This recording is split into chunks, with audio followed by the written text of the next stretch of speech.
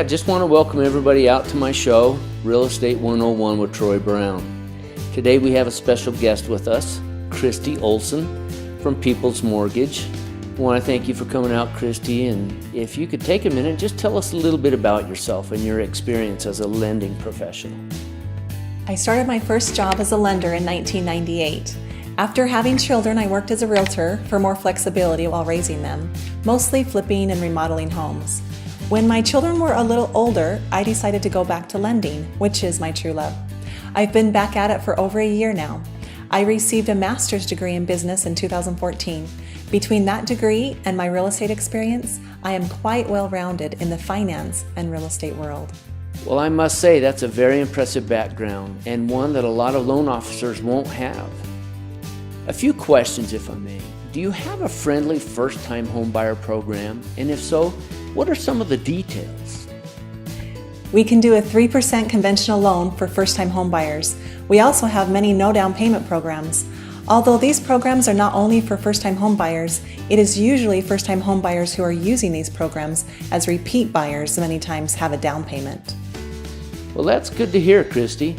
Would you please touch on the differences between a conventional loan versus an FHA loan? A conventional loan is used for those who have a higher credit score. FHA is for those who have lower scores and usually come with a lower down payment. They also must have a 2-year employment history, whereas conventional loan will not require that. That information can sure help a lot of folks understand the differences. Now, I know there are some certain debt-to-income ratios for these types of loans. Would you please take a minute and touch on those underlying requirements and simply clarify what that actually means? Going back to high school when you had that class in algebra, your debt-to-income ratio is basically an equation of your debts divided by your income. FHA and VA allow a higher ratio than USDA or conventional. However, there are obviously other factors that are taken into consideration before determining the best plan for a borrower. Okay, well, let's say I have a prospective buyer who has saved a down payment to buy a home, but their debt-to-income ratio doesn't quite meet the requirements. What would you suggest? There are possibly many different avenues that could be taken depending on the credit score and job history. However, assuming the debt is the only concern, I would suggest paying the debt down with the down payment monies. Now their debt-to-income ratio will be lower, and they can go with a no down payment program instead. That's brilliant. I also know that not only is it a requirement of our Arizona real estate purchase contract, but it's also a very strong positioning tool for a buyer to get pre-qualified for a home loan prior to making any offers or even looking at homes. How quickly can you provide a pre-qual, as we call it, to a home buyer? As soon as I have a conversation with the buyer, I often know immediately if it's not going to work, and then we make a plan for them to buy in 3 to 6 months.